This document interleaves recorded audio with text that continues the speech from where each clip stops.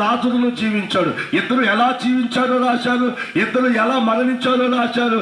మరణించిన తర్వాత ఎవరు ఎక్కడ ఎలా ఉన్నారో కూడా రాశాడు. అక్కడ రాయబడింది, ధనవంతుడేమో ప్రాణాలు సుఖించుకున్న ధనవంతుడు నరకములో అగ్నిలో మలమల మాడుతూ ఉన్నాడు.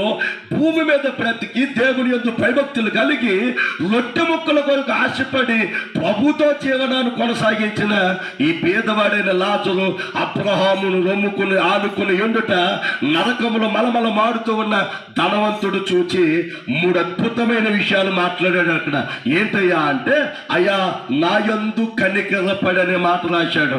ఈరోజు భూమి మీద ఉన్నప్పుడే ఆయన కనికిరాని మనం చూడాలి.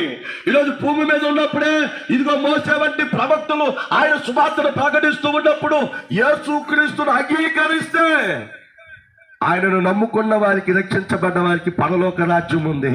ఆయనతో ఆయన కుడిపాల్సిన సింహాసనాన్ని కూర్చుండే కృపనిచ్చాడు. ఈరోజు ఆయన కనికిరాన్ని బ్రతుకున్నప్పుడే పొందుకోవాలి. రెండోది, ఈ మలమల మాడుతూ ఉన్న ఈయన చెబుతున్నటువంటి రెండో మాట ఏంటయ్యా అంటే, రెండో మాట, అయ్యా నా చిటికిన వేలు దాహం కొని ఉన్నాను, చిటికిన వేలుతో నా దాహాన్ని తీర్చమన్నప్పుడు ఆయన దాహము తీర్చబడలేదు. దాహము అనగా నీరు, నీరు అనగా పరిశుద్ధ గ్రంథం ఈ వాక్యం తెలియజేస్తుంది. వాక్యము పరిశుద్ధాత్మ శక్తికి సాదృశ్యంగా ఉంది. ఈరోజు భూమి మీద ఉన్నప్పుడు ఆయన వాక్యానుసారంగా ఎవరైతే జీవితాన్ని కట్టుకుంటారో వారికి మాత్రమైన కనికరం దొరుకుతుంది. మూడవదిగా నా అన్నదమ్ములు అనేక మంది ఉన్నారు, వారికి ఇలాంటిది ఒకటి ఉందని ప్రకటిస్తానని చెప్పినప్పుడు ప్రభు చెప్పాడు, మోసే వంటి ప్రవక్తలు ఉన్నారు.